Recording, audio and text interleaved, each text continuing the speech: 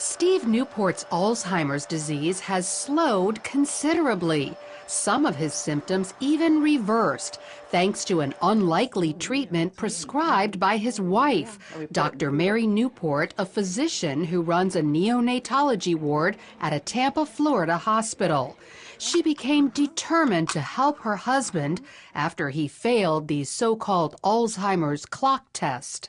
He drew a few little circles and several numbers, just in a very random pattern, didn't really look anything like a clock.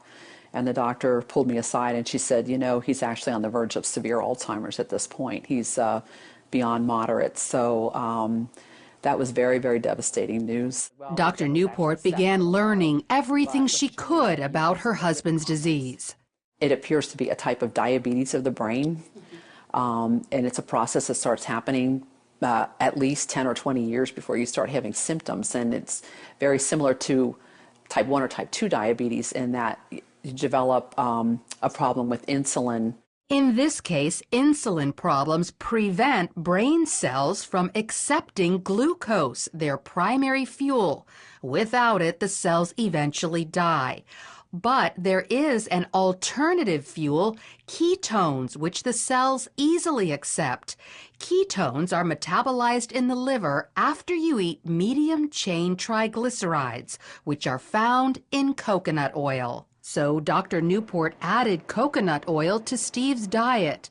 Just 2 weeks later, he took the clock test again, and as you can see, demonstrated stunning improvement. I thought at the time, was it just good luck? Was it a lot of prayer? Was it the coconut oil?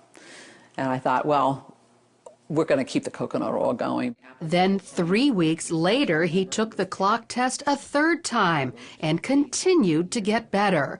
And it wasn't just intellectually, he also improved emotionally and physically. He was not able to run. He was able to run again. He couldn't read for about 1.5 years. But after somewhere around 2 or 3 months, he was able to read. Instead of being very sluggish, not talking very much in the morning, he would come out, you know, with energy and talkative and joking, and he could find his water and his utensils. Dr. Newport documented Steve's success in a book called Alzheimer's Disease, What If There Was a Cure?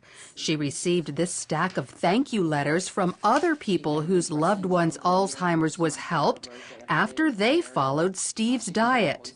And while coconut oil is encouraging, there's actually something much more powerful. A team of biochemists led by Professor Kieran Clark at England's Oxford University have developed a ketone ester that packs a punch 10 times greater than coconut oil.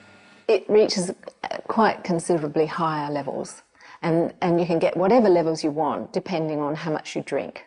The problem is they need millions of dollars to mass produce it. Very expensive, and so we can't make very much of it ourselves. And what we would like is funding so that we could actually scale up and make it. But of course, there's no real profit in manufacturing stuff like that. So until a high-potency ketone ester is available to the general public, coconut oil is still a good ketone source. Just make sure it's pure, non-hydrogenated. Avoid any hydrogenated oil, which is the same thing as dangerous trans fat. Many people avoid coconut oil because they think it's bad for them, but it's actually very healthy. Dr. Beverly Teeter is a researcher at the University of Maryland who specializes in dietary fats. She says years ago, coconut oil was criticized for raising cholesterol, but scientists have since learned there are 2 kinds of cholesterol, LDL, the bad kind, and HDL, which is very good for you and is the kind coconut oil raises. So they put out the message that it increased serum cholesterol, but the truth of the matter was it was helping the profile of the serum cholesterol. That never has been corrected in the public press, and I think that's the reason people have misconceptions about it. So not only does coconut oil improve your cholesterol levels, Dr. Teeter says the way it helps the brains of some Alzheimer's patients can be extended to people with Parkinson's disease, ALS, epilepsy, dementia, even schizophrenia and autism. And one more thing, coconut oil is a natural antibiotic that also helps kill viruses like HIV and herpes viruses.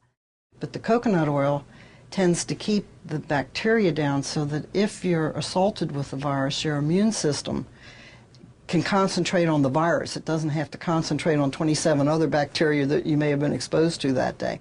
So consider coconut oil to improve your overall health and perhaps even go so far as to stave off life-threatening diseases. Oh, yeah, that's good. Lori Johnson, CBN News. Food a lot.